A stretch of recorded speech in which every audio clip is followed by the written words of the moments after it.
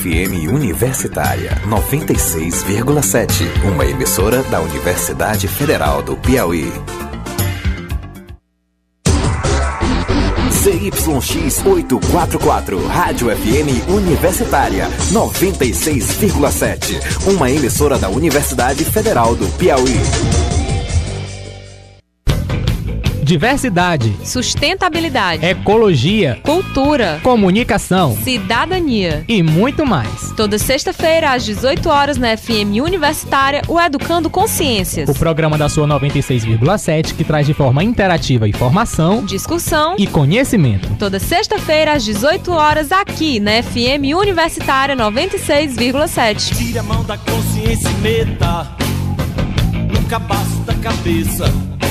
Propagando o saber, ensino, pesquisa e extensão, formando uma nova geração na ciência, na arte, educação, inclusão social. A comunidade é o ponto principal, o coletivo pro bem de todos nós. A universitária, Universidade Federal do Piauí, UFPI. A universitária, Universidade Federal do Piauí, UFPI, UFPI 96,7. E começa a preparação para o Brasil Reggae!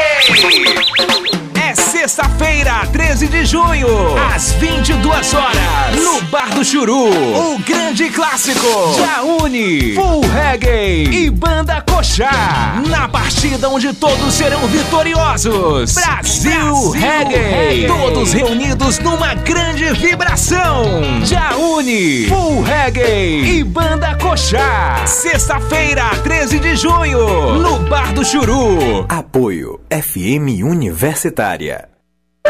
O Ministério da Cultura e Petrobras apresentam o premiado musical carioca para toda a família Era Uma Vez Green, de José Mauro Brant e Tim Rescala. Venha se divertir com o fantástico mundo dos contos de fada, dias 13, 14 e 15 de junho no Teatro 4 de Setembro. Sessões infanto-juvenil e adulto. Lei de Incentivo à Cultura. Apoio Teatro 4 de Setembro, 3222-7100. Patrocínio Petrobras. Realização Ministério da Cultura. Governo Federal. Brasil, país rico é país sem pobreza. Apoio FM Universitária. 11h04. Começa agora, na sua 96,7, Universitária Esportiva. Tudo sobre o mundo dos esportes, com destaque para o esporte amador. No ar, Universitária Esportiva.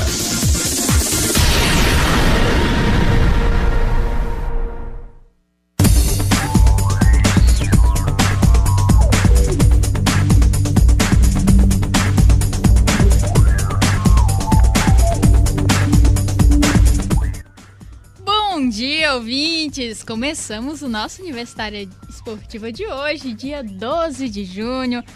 Dia de Madeira, de tá Copa falando... do Mundo. Dia de Copa do Mundo, você tá falando assim tão diferente hoje. A Copa do Mundo mesmo que você tá comemorando? Com certeza, né, Nego Monteiro? Não tem mais Vai ter nada Copa? Pra comemorar. Vai ter Copa. Se vai ter Copa, então vamos começar o programa, né? Simbora, vamos começar com ela. Bom dia, Neila, que já fez sua primeira participação. E a gente começa, Neila, falando das novidades do esporte piauiense. O que é que a gente tem hoje? Bora lá, gente, que vai falar de judô, trazer pra vocês algumas novidades, na verdade, como é que tá essa movimentação do judô. Além disso, vamos falar de karatê. O karatê também é movimentado aqui no Piauí. A gente vai falar do karatê pra vocês. E vamos falar de futebol, que é o nosso foco hoje. Além da gente falar de futebol piauiense, porque tem notícia do futebol piauiense, a gente fala desse torneio que tá acontecendo aqui no Brasil. Tá cheio de gringo no Brasil.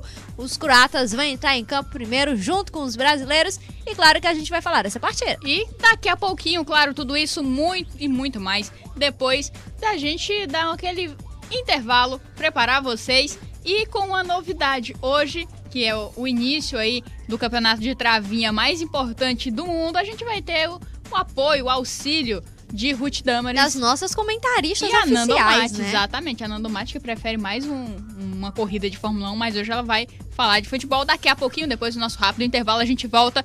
Se prepara aí, a gente tá pronto pra vocês do lado de cá.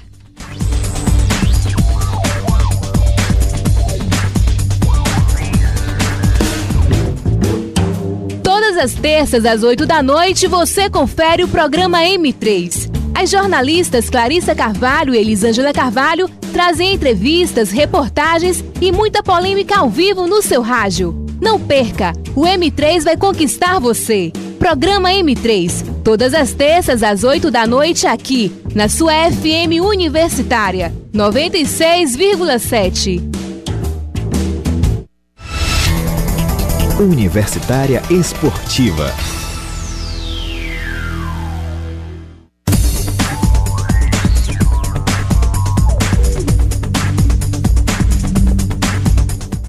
E hoje a dinâmica do programa é um pouquinho diferente. A gente não vai ter quadros separados, a gente vai fazer um mistão aí sobre esporte nacional, esporte piauiense. Você vai acompanhando junto com a gente. Vamos lá, Neila? Vamos só rapidinho, as meninas, a gente apresentou, elas não deram bom dia, né? Vamos fazer essas duas garotas, as nossas repórteres, produtoras e hoje comentaristas aí, falarem um pouco. Ruth Damaris, bom dia. Bom dia, Neila, bom dia, Manoeli, bom dia a todos os ouvintes do programa Universitária Esportiva e mais uma vez estando aqui, né? Vamos lá então, bom dia, Nando Mati. Bom dia a todos. A gente tá com problema no microfone da Nanda agora, Nanda. Bom dia a todos. Eu estou aqui.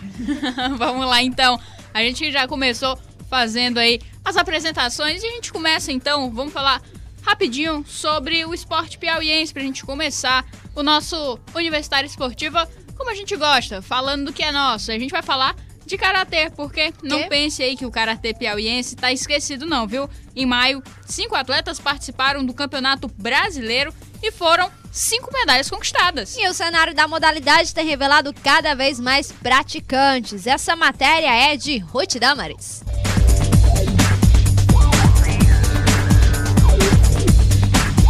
O karatê, além de tudo, é uma arte. E como toda arte, deve ser apreciada. Aqui no Piauí, essa arte tem crescido. E quem diz isso é João Soares, técnico da seleção piauiense. O esporte, que tem influência das artes marciais japonesas e chinesas, tem hoje vários estilos, mas somente um é reconhecido pelo Comitê Olímpico Internacional, que é o karatê tradicional. No Piauí, 5 atletas participaram do Campeonato Brasileiro esse ano e tiveram um resultado que não deixa a desejar: 3 ouros e 2 pratas. O treinador falou que o resultado aconteceu principalmente porque os atletas têm se dedicado e competido mais. Eles vêm num treinamento forte, né? O nível técnico dele está bastante elevado, né? Eles vêm durante todo o ano participando de vários Opens nacionais, do circuito nacional inteiro, né? De vários eventos e vêm se mantendo no cenário nacional muito fortes, né? Cada vez treinando mais, se dedicando mais para poder se manter, né, lá em cima, no topo desse cenário. A delegação piauiense foi a menor em relação aos outros 7 estados participantes. O motivo? Falta de patrocínio. Segundo João, em Teresina existe uma média de 5.000 atletas praticantes, alguns com nível técnico comparável ao nível nacional. E mesmo com os treinos intensos e os resultados, muitos atletas ficam desestimulados e desistem pela falta de apoio. No último torneio em Belém, a federação arcou com todas as despesas dos atletas. Olha, isso influi bastante, inclusive na questão psicológica. Eles ficam muito preocupados se vão ou não vão viajar. Muitos ficam decepcionados. A gente já perdeu vários atletas por isso, nessa questão de desestímulo, né?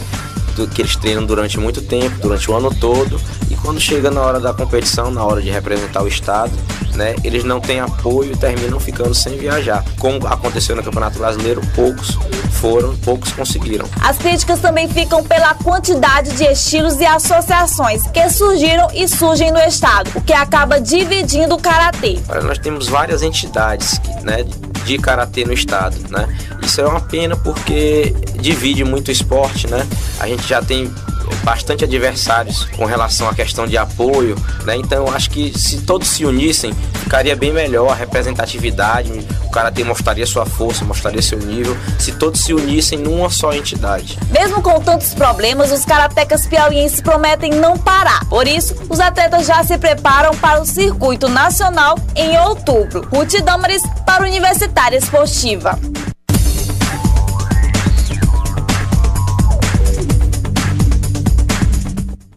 Aí então, movimentação no karatê piauiense e a gente realmente tem esse pequeno problema, na verdade, de muitas associações aqui no Piauí poder acompanhar o karatê, poder acompanhar os atletas, porque são muitas, são pelo menos 5 associações aqui no Piauí, além da Federação de Karatê, para você poder saber um pouquinho da modalidade e dos estilos que são praticados. Falta um pouquinho dessa comunicação também entre eles, o que foi exposto aí pelo treinador, mas os atletas piauienses continuam, claro, o ritmo de treinos e, claro, em busca de mais resultados positivos. E a gente passa, então, o nome desses atletas que conquistaram medalhas nesse campeonato. Medalha de ouro para Ana Caroline Damasceno, o Lucas Machado e o Fabrício Borges. E as pratas com Eliseu Pereira e o Cássio Vinícius. Então tá aí, esses que foram os atletas que conseguiram aí trazer esse bom número de medalhas dentro dessa participação já no campeonato de karatê. As artes marciais sempre movimentando bastante aí o cenário do esporte piauiense. E é nesse cenário de lutas que a gente continua, né, do Rego Monteiro, porque nesse fim de semana, daqui a pouquinho, tem, claro, mais do esporte piauiense. E dessa vez vai ter o primeiro campeonato de judô, campeonato mesmo sem ser seletivo, é o campeonato piauiense que vai ser realizado aí nesse final de semana já. Vamos lá então, sábado vai ser realizado sub-15, sub-18 e sub-28. Já no domingo... sub-21, né? 28 não dá. Bom, no domingo vai ser o sub-13 e a categoria sênior. E você confere um pouco mais sobre essas informações do Campeonato Piauiense de Judô na matéria dela, Ananda Mate.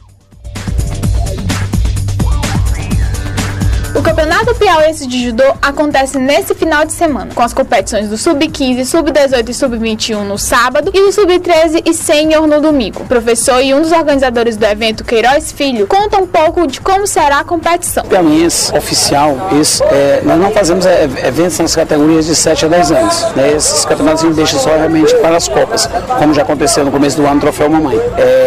No Campeonato Piauiense só vão a categorias oficiais a nível nacional, Sub-13, Sub-15, Sub-18, Sub-21 e o adulto. Né? Nós vamos separar em 2 dias. Nosso evento sempre será, né, graças a Deus, no Yacht Clube Teresina. Então, no sábado, às 17 horas, começaremos com as categorias Sub-21, Sub-18 e Sub-15. E no domingo, as categorias o adulto, às 9 horas da manhã, junto com o Sub-13. Aí eu creio que as competições terão duração de 2 horas, tanto no sábado, talvez 2 horas e meia, e no domingo, 2 horas, terminará. Para essa competição, a Federação Piauiense de Judô contará com material olímpico para ser utilizado pela primeira vez no campeonato. Materiais como placares eletrônicos, uniformes oficiais da Confederação para os árbitros e a utilização do replay como ajuda. Vamos usar o material olímpico que a Confederação nos deu. Recentemente recebemos mais placares eletrônicos, os árbitros usarão os uniformes oficiais da Confederação e todo o sistema tecnológico que a CBJ nos deu, como vídeo retádio, que é uma novidade, que vai ser a primeira vez que vai ser usado no Teresina, onde, ao contrário do futebol, né, e alguns esportes que não estão se modernizando, o judô já está bem modernizado, a tecnologia já avança no judô e nós vamos usar como auxílio na arbitragem. Então o replay no judô vale e muda o resultado, né, sendo visto desde que acompanha todos os 3 árbitros da área. O campeonato será realizado no final de semana no Yacht Clube de Teresina, no sábado a partir das 16h30 e no domingo às 9 da manhã. Já para as competições do domingo serão realizadas no Yacht Clube das 17 horas às 19 horas. Ananda Mate para a Universitária Esportiva.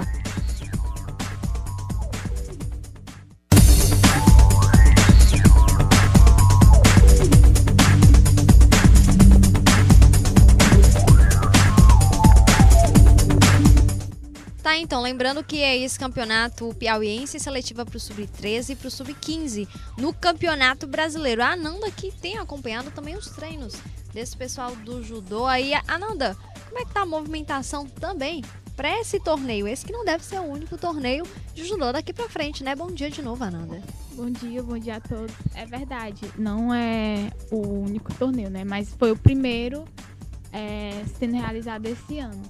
E a expectativa, a movimentação tá boa. Eles estão lá na academia Eugênio, eles estão treinando de segunda, quarta e sexta, estão focados, não só os atletas, né? O Queiroz, ele também, ele quer a participação dos alunos, entendeu? Só que ele sempre faz uma separação. Eu vendo lá os treinadores dizendo que ou você é atleta ou aluno, mas sempre é bom participar. E também tem que ficar de olho nesse campeonato, porque tem destaque aí na base, que é a Larissa. Quem é destaque, Ananda? Quem é a Larissa, Ananda?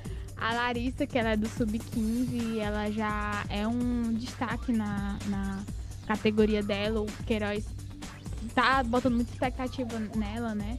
Na Larissa. Mas, aliás, ele falou também que não só botar muita expectativa, ele pensa que ela vai ser Ele acredita que ela vai ser o futuro, um dos nomes do judô feminino, mas ele também quer que ela não tenha esse peso todo em cima dela, porque apesar dela ter se destacado desde sempre, ter ganhado campeonatos regionais, ela ainda é muito nova para ter esse peso em cima dela. Vai começar a ser cobrada assim, né, tão fortemente. Bom, é uma situação um pouco complicada. Todo mundo tá esperando surgir um novo nome no judô feminino piauiense, então vai ser um pouco complicado não colocar toda essa pressão em cima da Larissa, até mesmo por conta do que já aconteceu, exemplo dos outros nomes que nós tivemos. A própria Sara Menezes, que começou a ser cobrada já aos 12 anos, já com resultados internacionais. Nós tivemos também as outras atletas que passaram aqui já desde os 15 anos, tinham de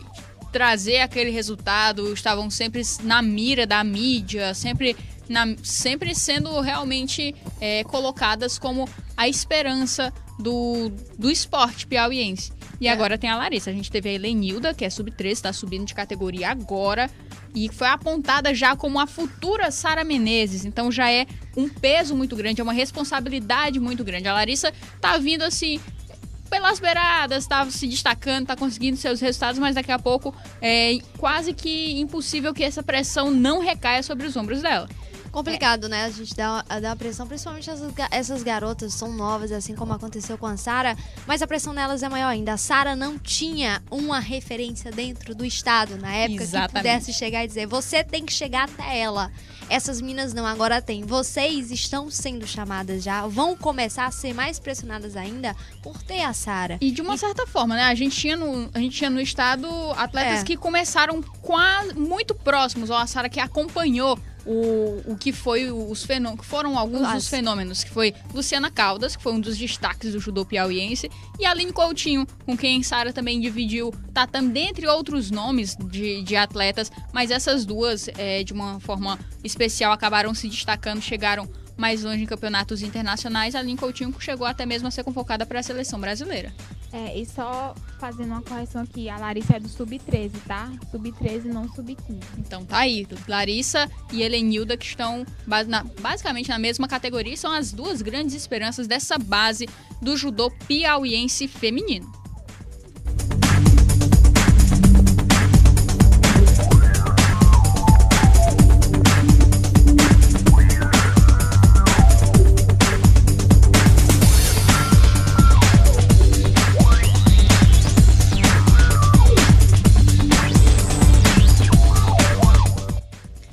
Horas 20 minutos, bora lá, intervalo aniversário esportivo. Se acalmem, daqui a pouco a gente vai falar desse campeonato que começa hoje aqui no Brasil, mas por enquanto, claro, o foco ainda é esporte piauiense.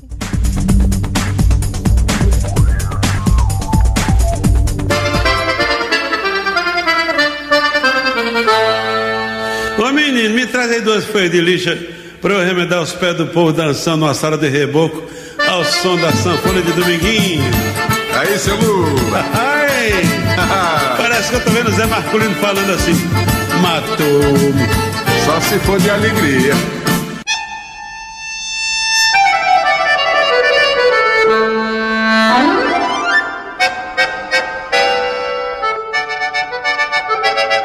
Programa Puro Nordeste. O verdadeiro forró com os grandes nomes da autêntica música nordestina. em respeito à cultura nacional e em respeito à cultura nordestina. Logo após a Voz do Brasil, ouça Puro Nordeste, aqui na sua FM Universitária 96,7. Universitária Esportiva.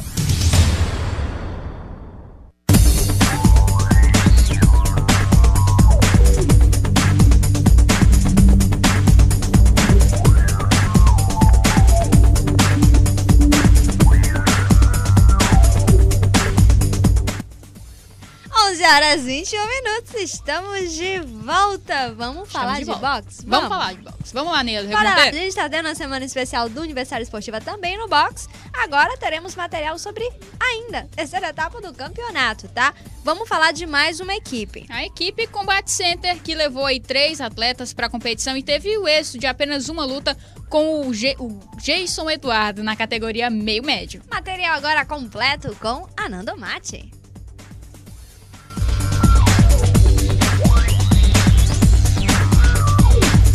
A equipe Combat Center participou de 3 das 11 lutas da terceira etapa do Campeonato Piauiense. O destaque vai para Jason Eduardo, que já está garantido no Campeonato Brasileiro. Já os estreantes Felipe Rodrigues e Iago Barroso perderam as suas lutas. Para o técnico Luiz Russo, a participação da Combat Center foi satisfatória, já que o seu objetivo era aproximar os seus lutadores ao boxe.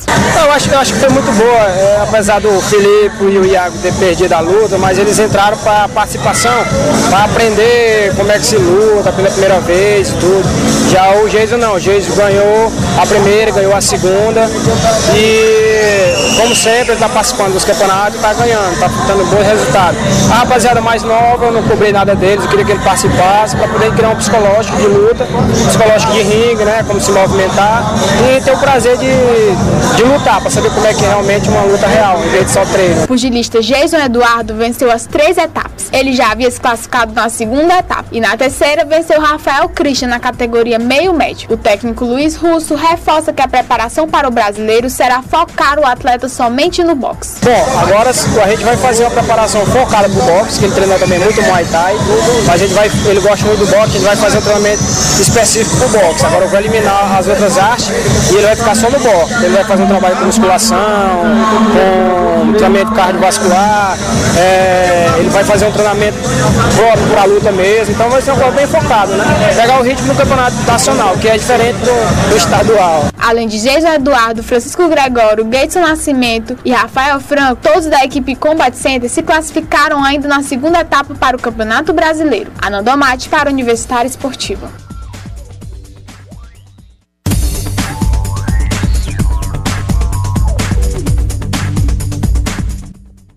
Então tá aí, né, do Rego Monteiro, mais uma equipe que participou do Campeonato Piauiense de Boxe, mais destaques também da modalidade que vai aí para esse Campeonato Brasileiro. Primeira participação do estado do Piauí, já que agora tem federação reconhecida. Tem seleção, né? Agora tem seleção e agora vai participar desse campeonato. E alguns desses nomes são alguns dos destaques já colocados num tempo, vamos colocar de uma certa forma, curto de treinos específicos do esporte aqui no estado do Piauí. Antes começou como uma forma de meio que recreação, algumas pessoas até buscavam fazer campeonatos, mas nada que tivesse sido homologado até então pela Confederação Brasileira. Agora não, agora tá no sério, tá valendo, e esses são os nomes aí dos atletas que vão representar o Piauí. A gente já vai apresentando para vocês em primeira mão. Vamos lá, falando que o Jason já tinha garantido essa vaga no Campeonato Brasileiro ainda na segunda etapa, tá? Além dele, o Francisco Gregório, Gladson Nascimento e o Rafael Franco também se classificaram para o Brasileiro. Então tá aí, esses são alguns nomes aí que vocês vão começar a ouvir a partir de agora do boxe piauiense, porque até o Campeonato Brasileiro, claro, a gente vai apresentar cada um desses atletas que vão levantar a bandeira do Piauí.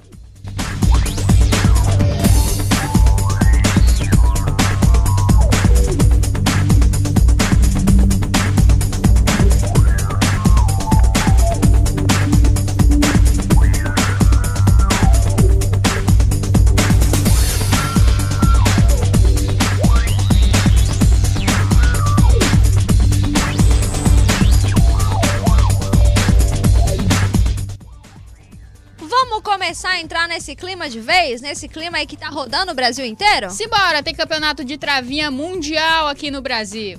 Vamos lá então, começar a falar então o primeiro material especial pra vocês da agência Rádio Web.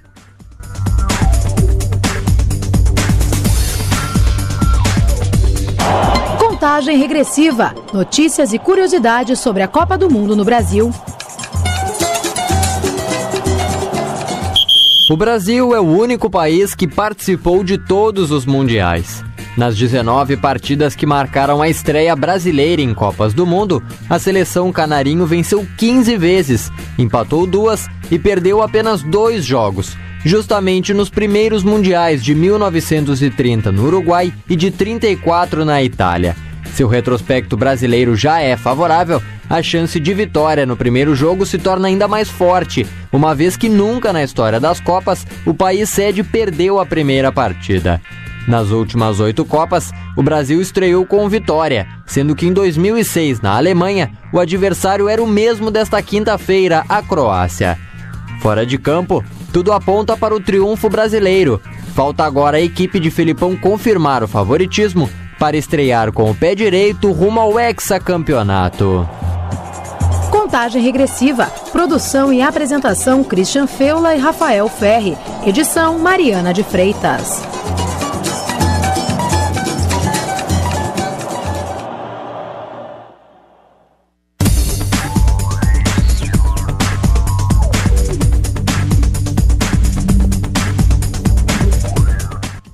Então, material sobre os países sedes aí que nunca perderam em estreias.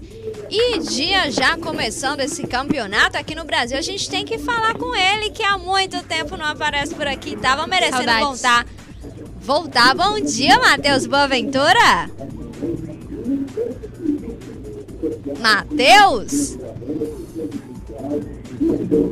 Matheus, bom dia. Matheus tá ignorando a gente. Foi o tempo que a gente passou sem falar com ele. Não estamos conseguindo retorno com o Matheus, então vamos tentar de novo. Por enquanto, já vamos começar a comentar, então. Vocês ouviram esse material especial? Lembrando, tá? Que o Brasil também nunca, na verdade, não vou dizer nunca perdeu numa estreia. Matheus, tá me ouvindo agora? Alô, Neila, tudo bem? Tudo bem aí, pessoal? Bom dia, Matheus. Tá um pouquinho falhando, mas deu pra ouvir agora. Tá bom, pois vamos começar a falar desse campeonato que vai começar aqui no Brasil? Pois bora lá, vamos falar de Copa do Mundo, vai começar Copa do Mundo, vamos falar de Copa do Mundo, esse campeonatinho pequeno, é isso mesmo ou não? É, claro, é isso aí. Quero saber como é que tá a movimentação aí em Florianópolis. Aqui em Florianópolis não é uma cidade sede, acabou recebendo aqui muitos torcedores, está recebendo torcedores principalmente da Austrália que vieram e estão ficando aqui em Santa Catarina, em hotéis de Goiás e Camboriú e aqui em Florianópolis também. Mas o clima na cidade, em qualquer ruazinha, como no Brasil todo, os bares estão se preparando, sempre tem aquela TV que está montada, as bandeirinhas verde e amarela. E também na Universidade Federal, aqui onde eu estudo, em Florianópolis, todo o expediente foi encerrado. Hoje, assim como em todos os jogos do Brasil, não vai ter aula. Toda movimentação é só pro jogo do Brasil, que é daqui a pouquinho em São Paulo. Movimentação tá grande, então, mas eu quero saber da confiança. Tá grande também para esse primeiro jogo? Pois é, eu particularmente sou bastante confiante para esse primeiro jogo do Brasil. Vai enfrentar uma Croácia aí com bastante desfalque. E a questão é a seguinte, o Brasil vai ter um pouco de dificuldade por conta da marcação pesada da Croácia, que é um time que joga aquele modelo mais europeu, um futebol mais defensivo, mas o esquema de jogo que o Filipão está armando é para que ele abafa logo no começo do jogo e o Brasil abrindo o placar logo no comecinho vai facilitar muito a vida.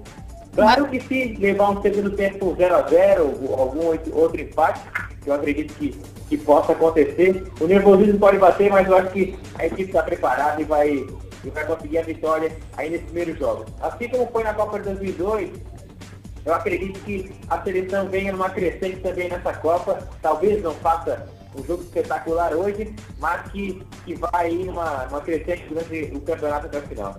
Agora, Matheus, tu acredita que com esse esquema um pouco, uma defesa forte, mas mesmo assim a Croácia a gente vê um esquema bem ofensivo, até mesmo pelos nomes que tem, como o Modric no meio e também o atacante deles, que é justamente o Olic, que pode fazer aí, quem sabe, uma diferença. Tu acredita nisso também? Que é um ataque um pouco mais rápido, até pelas laterais. Tu vê uma situação assim? Manu, até uma perda considerável no ataque, pelo menos para esse primeiro jogo, é do Mandzukic, que não joga hoje por conta de uma expulsão que teve na última rodada das eliminatórias da Europa. Então é um bom desfalque, na sorte do Brasil, azar da Croácia, né, no ataque. É um bom cabeceador, é um bom finalizador, o Mandzukic. Fez uma boa temporada no Bayern de Munique. O Olic é um jogador que, há 2 temporadas atrás, estava voando, inclusive jogando no Bayern de Munique. Dessa vez ele não fez uma boa temporada atual, mas ele é aquele atacante diferente do Mandzukic, não é aquele finalizador, é um baixinho, canhotinho ali, que pode colocar alguma correria ali para cima dos zagueiros. Claro que o Brasil tem a melhor zaga do mundo. Eu acredito que o Olic não vá prejudicar tanto a seleção brasileira. Agora, com relação ao Modric, aí sim, porque num passe ele pode colocar algum atleta na cara do gol, é um jogador que sabe finalizar bem de fora da área, e também tem a bola parada, que todo mundo sabe que bola parada pode decidir o jogo. O Brasil pode fazer uma grande atuação do ponto de vista defensivo, mas se tiver uma falta ali perto da grande área, o Modric também cobra muito bem e pode gerar um perigo grande aí pro gol brasileiro, gol do Júlio César. Agora, o Modric também tem aquele pequeno problema que a gente viu com o Messi, pelo menos nas apresentações da seleção argentina. Na seleção croata ele não aparece tanto como ele vem aparecendo no Real Madrid, no clube realmente em que ele está atuando, enfim, com mais tempo aí pela Europa. Então, será que dessa vez, nesse ano, vai funcionar? Tu vê uma unidade maior da seleção croata nesse Mundial? A facilidade a facilidade do Modric no Real Madrid é que ele tem um sistema de volantes ali que ajuda muito bem ele. No Real Madrid ele tem o Xabi Alonso, tem o Khedira, que sabem sair jogando e também atuam bem na marcação. Então dá um suporte maior para ele estar armando a jogada. Na seleção croata tem um pouco a carência disso. Então ele, além de fazer essa armação, ele joga diferente do Real Madrid, ele joga um pouco mais atrás. Então ele vai atuando ali do ciclo central para frente. Então, ao mesmo tempo que ele está armando aquela cabeça de área, ele também está armando o jogo. Então ele é meio sobrecarregado, eu diria, que na seleção croata. Se ele tivesse um suporte um pouco maior, talvez poderia render. Mas claro que o técnico, o Niko Kovac, que muito jovem, vai para o seu 5º jogo apenas à frente da seleção croata, ele assumiu lá no finzinho das eliminatórias europeias. Ele que atuou na seleção croata já desde 2002, que é a última Copa dele. Eu acho que ele pode estar armando alguma coisa assim, né? Na coletiva de ontem, ele até frisou, né, que não ia liberar o time, até porque a seleção brasileira também não liberou o time que ia jogar hoje, ele também não ia fazer o mesmo e ia segurar. Eu acho que a única surpresa que a Croácia pode aparecer, digamos, mostrar hoje, é claro, surpreender o Brasil com marcação fortíssima, tentar encaixar o Neymar dentro de campo, e nesse contra-ataque. Eu acho que a Croácia vai jogar no contra-ataque com lançamento. O Olic é um corredor, tem a canhotinha dele ali, e eu acho que é o único perigo aí que a equipe croata pode oferecer. E acho realmente vocês dois, por enquanto, já destacaram 2 pontos importantes, que é a parte ofensiva da Croácia, que tem um meio de campo forte, jogadores do meio de campo que estão sendo utilizados como atacantes, e também um ponto que, Matheus, tu acabou de tocar, que é o que a Croácia pode aprontar para cima do Brasil. E acredito que o Kovac vai tentar fortalecer essa defesa, porque é justamente o ponto que a Croácia não tem qualquer tipo de possibilidade, pelo menos com os jogadores dentro de campo, por conta dos desfalques, claro, e dos improvisos que teve que fazer, tanto para essa partida quanto vai ter que fazer para a Copa. E também o fato de que o técnico, o Niko Kovac, já está esperando que o Brasil vai fazer esse abafo, esse blitz no começo do jogo, que já é esperado. O Filipão sempre arma o time para esse primeiro abafa, porque o Brasil com certeza joga por um gol nos primeiros 10 minutos. Esse é o jogo que o Brasil vai começar hoje, um gol pelo menos até os 10 minutos. O Niko Kovac sabe se segurar esse primeiro tempo no 0-0, é um lucro tremendo aí para a equipe europeia. Se conseguir o empate até o final do jogo, com certeza uma grande vitória para a equipe croata. O jogo é esse, agora é saber se a Croácia resiste aí aos primeiros minutos. Essa é a questão que a gente vai acompanhar daqui a pouco. E, Matheus, agora falando um pouquinho de seleção brasileira, será que a nossa criação vai funcionar direitinho para essa partida? O Brasil tem aquela jogada famosa, jogada no Neymar. Aí é que entra aquela história, né? Porque o Brasil tendo uma única jogada só em cima do Neymar, talvez, digamos que torna o sistema um pouco mais previsível para ser marcado, enfim. Mas a gente sabe que o Neymar é um jogador que tem bastante recursos e também tem que levar em conta que ele é um jogador de 22 anos, pode sentir a pressão também de uma Copa do Mundo e também porque todo mundo só fala do Neymar, enfim. Era uma dessas que pode aparecer um Hulk ali pelo lado esquerdo, o próprio William que pode atuar aí entrando em alguns jogos. Acho que o William reserva nessa equipe, mas é aquele jogador do segundo tempo. Agora falando da equipe titular, vai ter talvez aí um Fred que é aquele finalizador que pode aparecer, mas o Brasil com certeza a jogada no Neymar não tem... É esse o jogo do Brasil, tem uma jogada só que é a do Neymar. Claro que ele é um jogador que, como eu falei, tem bastante recurso, e numa dessas, quando a marcação está pesada em cima de um atleta, é que aparecem outros, chegando de trás ali a marcação, uma finalização de fora da área que aparece com o próprio Paulinho, o próprio Filipão pode modificar o time entrando com o Hernandes, que finaliza bem de fora da área. Então tem várias maneiras aí de montar uma seleção, mas o time está fechado aí com a jogada do Neymar. Essa é a jogada da seleção brasileira. Falando em Neymar, Matheus, a gente vê o Neymar também por conta dessa possibilidade de criação e essa movimentação dentro de campo, a gente sempre vê ele sofrendo muitas faltas. E hoje pela manhã a gente já vê algumas notícias rolando do Filipão preocupado com a arbitragem. A arbitragem vai ser do japonês Yuki Nishimura, ele que gosta de ver o jogo rolar. Não marca muita falta, não. E já foi problema em apitando o jogo do Brasil aí. Foi justamente no jogo que o Felipe Melo foi expulso em 2006. Será que a arbitragem dele também pode ser um problema para esse jogo, pro Brasil, no caso? Desculpa, mas não consegui entender a pergunta, teve uma falha aqui na ligação, mas foi com relação à arbitragem? Isso, Matheus. O Yuki Nishimura, que vai ser o árbitro de hoje, o Filipão mostrou um pouquinho de preocupação quanto à arbitragem dele, porque ele é um árbitro que gosta de deixar o jogo rolar, não marca muita falta. E o Neymar, por conta da movimentação dentro de campo, é claro, sempre um jogador muito procurado. Isso pode acabar sendo um problema? Tu acha que essa preocupação do Filipão é recorrente? Eu acho que o Filipão está se precipitando com relação a falar de arbitragem antes dos jogos. Eu acho que é um negócio que não deve se preocupar ou que mudar. Talvez ele faça isso como estratégia de mudar um pouco o foco em coletivas de imprensa. O Filipão é malandro com relação a isso. Ele muda um pouco o assunto, ele prefere não falar muito no time. O Filipão tem essas artimanhas aí nas coletivas de imprensa. Mas o que acontece é que a arbitragem europeia todo mundo sabe como funciona já. Muitas faltas que acontecem aqui no Brasil, que aquela falta que o jogador chega, enfim, num toque, que aqui é caracterizado como falta, a arbitragem europeia, que digamos segue o padrão FIFA, não é marcada. O próprio Sandro Meirahit, aqui no Brasil, ele já apita dessa maneira europeia, digamos, já faz treinamentos da FIFA, ele já deixa um pouco o jogo correr. Mas eu acho que o próprio Neymar no jogo já sabe como funciona isso. Esperamos aí que os atletas não se joguem aí, que, claro, cada toque que receber dentro de campo, claro que todos os toques não caracterizarão falta, então tem que ficar ligado com relação à disputa mesmo. Enquanto o jogador que estiver apto a disputar a posse de bola, ele não pode se jogar, e aí o jogo tem que seguir mesmo. Matheus, agora para fechar, a gente vai já para o intervalo. Eu quero saber seu placar dessa partida de hoje, sua aposta. Olha, eu vou cravar aqui um 2-0. 2-0? Quer 2-0. Falar também quem é que vai ser responsável? Quem vão ser os responsáveis por esse gol ou vai deixar passar? Vamos lá, um gol do Fred e outro do Neymar. Tá bom, então, Matheus, obrigada pela participação. Estávamos com saudade de você, viu?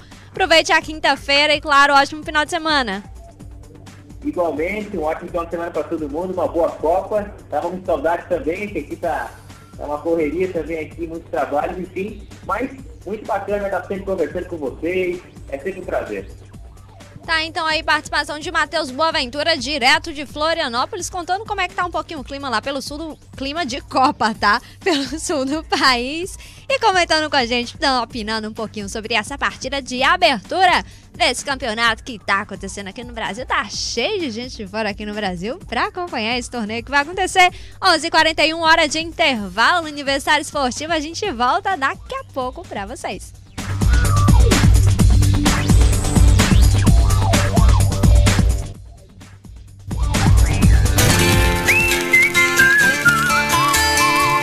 Clube do Vinil, um programa para se ouvir o repertório dos discos que a gente gosta, com todo o charme e sonoridade do vinil. Toda quinta, às 9 da noite, aqui na sua FM Universitária 96,7.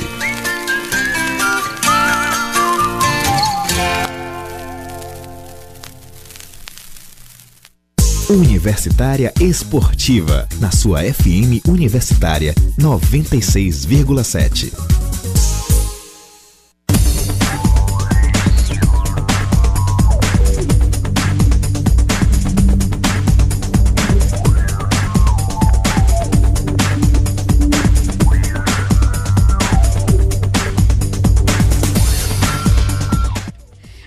11h42, a gente volta agora, dá uma pausa aí nesse Mundial e vamos falar de esporte piauiense, vamos falar da equipe que acabou de vencer o Campeonato Piauiense Sub-19, vamos falar de Comercial.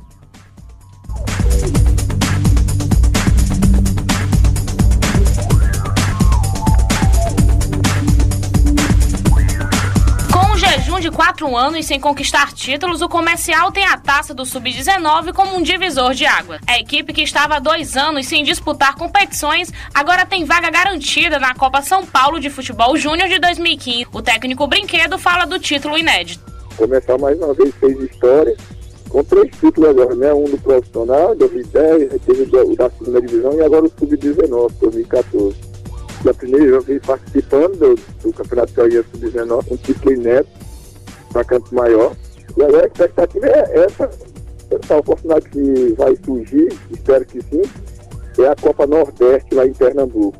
Estamos esperando só um aval aí para que a gente chegar em Pernambuco e fazer também um bom campeonato da Copa do Nordeste. O fator superação foi o diferencial na equipe, que para Brinquedo fez um campeonato inquestionável. E foi aquela campanha boa, como você sabe, um time que vence 7 partidas, empata uma e perde apenas uma, não tem nem o que falar, né? É uma campanha bastante boa, os meninos estavam focados e conseguiram o objetivo, que era uma vaga para a tacinha e depois ao mesmo tempo o título. O Sub-19 retomou o ânimo não só do bode, mas de toda a população de Campo Maior e trouxe novas perspectivas ao time, que agora vê a Copa São Paulo como uma forma de voltar aos bons tempos da equipe. É mais que significante. É um time que está desacreditado, com 2 anos sem participar de nada, o Comercial de Campo Maior, por interditar o nosso estádio em Campo Maior, e agora nós estamos voltando e voltar com o campeão. É mais que uma emoção, envolveu todo mundo de Campo Maior. Tem imagina que até o nosso bispo de Campo Maior foi assistir o jogo, o prefeito estava no estádio, alguns bons empresários estavam no estádio. E agora estamos analisando todas as propostas que estão chegando, inclusive de pessoas de outros estados, treinadores olhando para Campo Maior, porque é um feito inédito para nós. Pamela Maranhão para o Universitário Esportivo.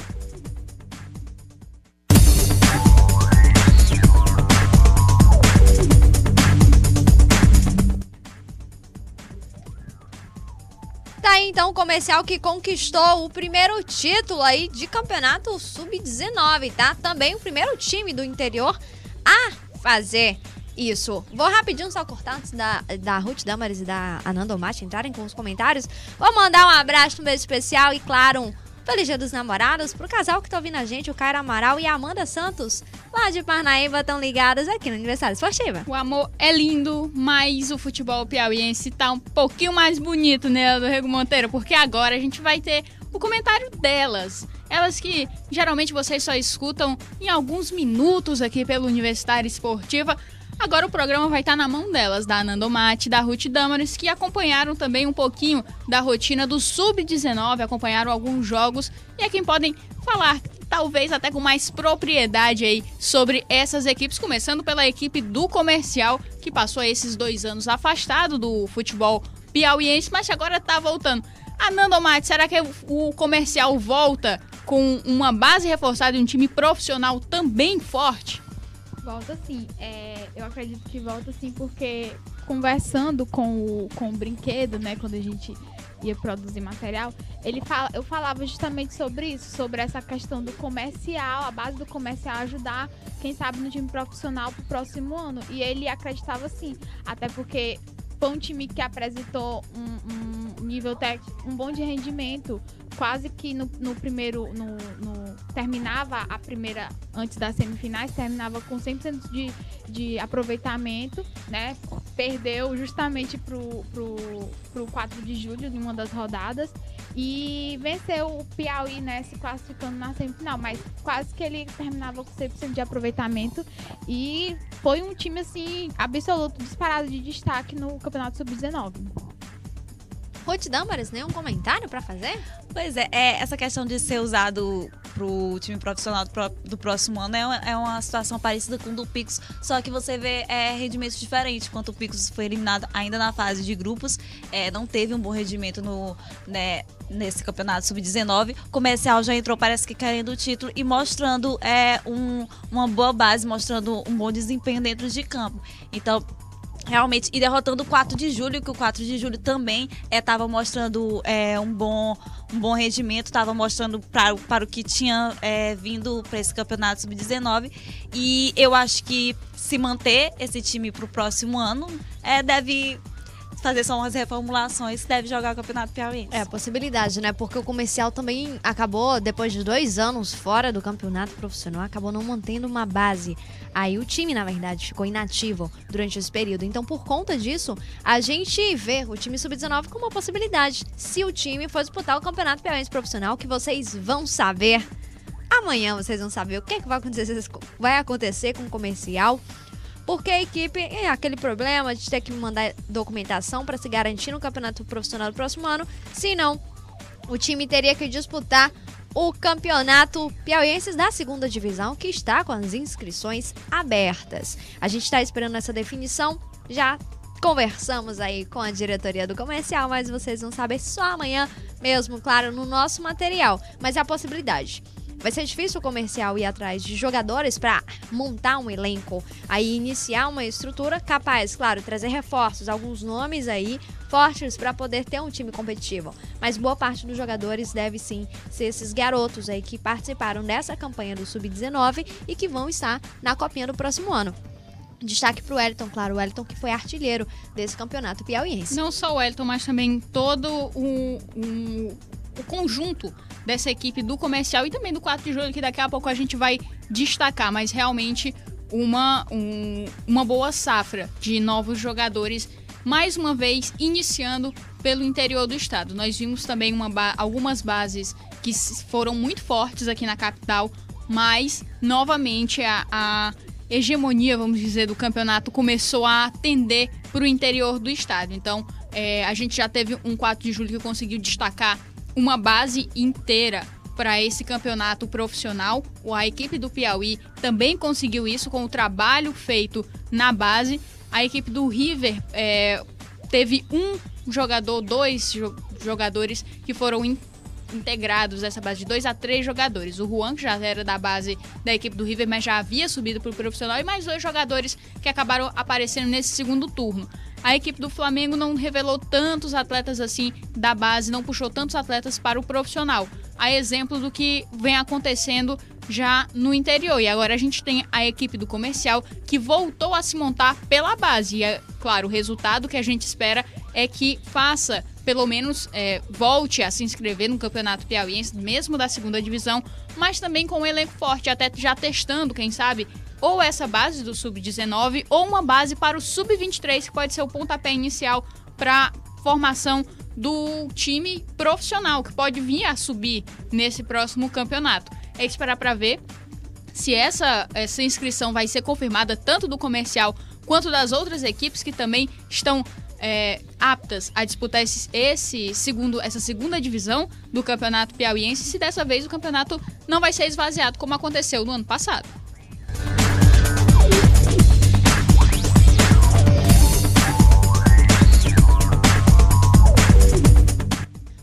então bora agora 4 de julho pra vocês. A equipe que ficou com vice-campeonato e vai participar da Copinha também em 2015. O segundo lugar no Sub-19 piauiense, diferente do que alguns imaginam, embalou o time colorado. Após a conquista da tão sonhada classificação para a Copinha, a intenção agora é montar uma boa equipe e passar pela primeira fase. É praticamente ver com a federação o que vai ter nesse segundo semestre para a gente trabalhar. A gente está com a prata de casa aqui já conversado, se tiver a Copa Piauí a gente está vendo as coisas de participar. O Sub-20 se classificou para a Taça São Paulo. E a gente, depois da Copa aí, o time deu uma parada agora, depois da Copa a gente vai começar e reunir e ver o que a gente planeja. A gente quer ver se a gente pegar um menino de casa, o Pretinho, o Lira, o Ilcinho, o Dacha, e juntar com a base que vai disputar a Taça São Paulo. Mas mais para dar sequência ao menino e ver as condições financeiras, condição de contratar um ou dois atletas de fora ou 3. Sabendo das dificuldades para montar a equipe e a superioridade dos outros times da competição, o técnico Alencar já afirma que muitas mudanças serão necessárias. Primeiro, depois, quer dizer, o nosso objetivo foi alcançado, né, que foi a classificação, vai ter que procurar reforços, né? A gente está pensando em trazer 10 jogadores de fora, né, para completar com o grupo que a gente já tem aqui. A gente vai trabalhar com um grupo de 30 atletas, né? Porque o nível é outro, né? Quer dizer, a gente vai ter que reforçar, ninguém... E agora a responsabilidade aumentou mais, né? Porque temos que apresentar o nosso estado, né? Bem, a nossa cidade e o nosso clube, né? Mas é um planejamento que vai trabalhar devagarinho, com responsabilidade. O time do 4 de julho vai dar uma pausa em suas atividades, até mesmo por conta da Copa. Depois, jogadores e dirigentes se reúnem para fazer as confirmações de elenco e competições da equipe. Pamela Maranhão para o Universitário Esportivo.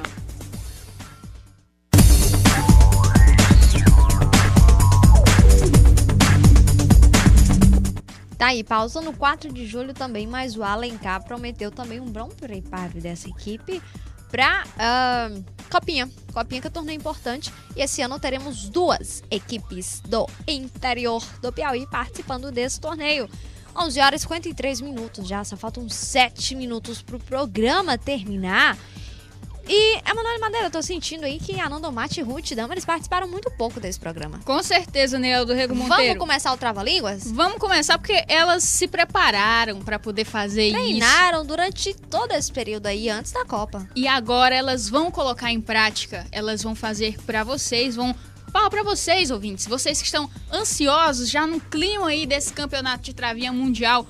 Desse jogo de hoje? Esse jogo de hoje, as meninas Universitária Esportiva se propuseram aí um desafio e elas vão falar pra vocês, então, a escalação, né? A possível escalação da Croácia. É isso mesmo, elas vão se arriscar porque elas foram corajosas e pediram isso pra gente. Então, meninas, fiquem à vontade. Quem é que deve ou que pode aparecer na escalação da Croácia no jogo de hoje para essa abertura do Campeonato Mundial de Travinha? Olha, eu acho que quem vai entrar como goleiro é o Pletkoza, né? É o Slip Pletkoza como goleiro. Na lateral direita vai ser o Isnar. O Israk tá aí, falando que o Israk tem uma postura bem... Vou comentar rápido, vou cortar você aí. Vou dar uma pausa aí nesse trava-língua de vocês. O Israk tem uma postura bem ofensiva, tá? Ele é um lateral direito, vai dar muita mobilidade a esse lado do campo pra Croácia, mas na hora de defender vai ser um pouquinho complicado pra ele. Vamos seguir vocês duas, vamos lá, terminando de passar a escalação, por favor, da Croácia pros nossos ouvintes. Na zaga, né, temos o Korluka. Isso. E o Lovren. E o Lovren na zaga. Eu acho que vai ser esses dois jogadores. Na outra lateral, Ananda Cristina. Na outra lateral tem o Braslajovko. Eu esperei vocês o Bejalco que tá sendo improvisado. Ele é jogador aí, lateral direito, joga nas duas laterais, mas nessa partida vai acabar atuando na lateral esquerda, porque não tem jogador pra lateral esquerda. Tanto o Ivan Strinik quanto o Daniel Pranjic estão lesionados. Então tá aí, agora a gente passa pro meio de campo, um dos setores mais fortes, pelo menos, assim como a sua zaga também. Ruth Damaris, quem é que compõe o meio de campo da seleção croata? Vamos lá, Ruth Damaris, 5 minutos. Então vamos lá, os três meios campistas. Rakitic, Modric e Brozovic. Mas o Brozovic também pode acabar não entrando. Quem é que pode ser a outra opção dentro dessa seleção? O Kovac. Você acredita que ele deve entrar, Ruth Damares? Eu acredito. Tão sem convicção, mas vamos lá. Passando. Anandomati, quem mais está nessa seleção croata para a estreia? Quem é que pode ainda aparecer dentro desse time? Vai lá, Ruth Damares, vamos continua? pra parte da frente, vamos meio de campo fechando aí. Vamos lá, o Jelavic e no ataque Perisic e o Olic. Lembrando que o Perisic é um jogador meio campista também, foi utilizado no esquema da Croácia como um jogador mais à frente, como atacante mesmo aí, para poder aumentar essa parte ofensiva, que é justamente o que a gente está comentando aqui. A Croácia tem um time muito ofensivo, que vai dar trabalho, pode dar trabalho pro Brasil. O que facilita, na verdade, é a defesa. É o fator defensivo da Croácia, que é muito baixo, e aí facilita o setor de criação do Brasil e a movimentação, claro, e a velocidade do Brasil, que é um ponto muito forte. Exatamente. E alguém que pode, na verdade, desbancar, se a gente tem o Modric, que é um dos jogadores que, como o Matheus Boaventura também já ressaltou, pode colocar a seleção croata na frente com poucos passes, por ter uma boa visão de jogo, saber o que está acontecendo em campo, jogar de cabeça erguida, que é um diferencial. O Marcelo, companheiro de equipe dele, pode ser um dos jogadores, mais uma vez, mais utilizados nessa seleção brasileira. Se a Croácia tem esse ímpeto de ser uma seleção mais ofensiva, isso acaba abrindo espaço e dando justamente essa possibilidade do Brasil avançar bem mais, e justamente pelas laterais, justamente onde o Zarco já é um jogador improvisado. Então a gente tem a possibilidade do Filipão fazer novamente o que ele fez nos jogos amistosos, que é trocar o Marcelo e o Daniel Alves alternar nessas laterais, e a gente pode ter justamente o Marcelo, que é um jogador de muita velocidade, atuando na outra lateral justamente para fazer o fator surpresa dessa seleção brasileira. É uma possibilidade, algo que nós vimos que agradou ao Filipão fazer essa troca e que pode aparecer justamente nesse momento em que a seleção ainda não pode errar, mas que pode começar com um pouquinho mais lento diante dessa seleção croata, já que é um jogo de abertura, as duas equipes vão estar arriscando muito pouco, de uma certa forma, mas o Filipão confia no Marcelo justamente para poder fazer essa troca, para poder fazer justamente essa mobilidade para o setor brasileiro. Esse contra-ataque vai ser o mais forte do Brasil. Falando em Brasil, a gente tem um minuto aqui. Rapidinho, Manoel Madeira, passar o time do Brasil que deve entrar, Júlio César, claro, teremos Thiago Silva, Davi Luiz, o Marcelo, Daniel Alves, Luiz Gustavo, Paulinho, Oscar. Vai manter, Manoel Madeira, apesar do rendimento das últimas partidas? Você acha que o Filipão vai tentar apostar, colocar o William logo no começo? Talvez, o William deve ter agradado um pouco mais. O Oscar, por conta dos últimos acontecimentos e também de não ter participado desse último amistoso, pode acabar sendo preterido, mas ainda é um jogador muito forte nesse setor de criação, embora venha perdendo um pouco de espaço até mesmo para o Neymar, que às vezes fica como um jogador um pouco mais recuado e que também, claro, esse não perde posição. Fechando, né? Então Neymar, Fred e Hulk, esse deve ser o time do Brasil que vai entrar em campo. A gente não tem mais tempo. Vamos lá, microfones para as meninas aí falarem com os ouvintes. Claro, a gente fechar a participação. Ok, eu só quero desejar um bom jogo a todos, né? Vai ser 2-1, tá? 2-1 pro Brasil, gol de Fred. Eu acho que vai o Hulk. Vamos lá, Ruth. Tchau, pessoal. Do mundo. Seleção brasileira estreia contra a Croácia. Manifestantes entram em confronto com a polícia em São Paulo. Aeroviários fazem paralisação de 24 horas em aeroportos do Rio. Selecionados no SISU têm até amanhã para fazer matrícula. Pesquisa revela as seleções de futebol mais detestadas pelos torcedores. Repórter Nacional. Hoje no Brasil e no mundo. Repórter Nacional. Boa tarde, chegou o dia. Hoje começa a Copa do Mundo no Brasil. Depois de 64 anos, o país volta a sediar o Mundial. A partida de abertura será realizada hoje na Arena Corinthians, em São Paulo, entre as seleções do Brasil e da Croácia. O jogo está marcado para as 5 horas da tarde, no horário de Brasília. Ao todo, 64 partidas serão disputadas ao longo da competição, que segue até o dia 13 de julho. Palco do primeiro jogo, a Arena Corinthians, que fica na zona leste de São Paulo, deve receber hoje mais de 65 mil espectadores para o confronto entre Brasil e Croácia. Antes da bola rolar, um grande espetáculo promete emocionar os torcedores. Quem acompanha e tem os detalhes ao vivo é o repórter William Douglas. Boa tarde, William. Boa tarde, José Carlos. Boa tarde aos nossos ouvintes. Eu acompanho já aqui, direto da Arena Corinthians, o estádio do Itaquerão, que recebe hoje às 5 horas da tarde a abertura da Copa do Mundo. Antes disso, foi realizado agora pela manhã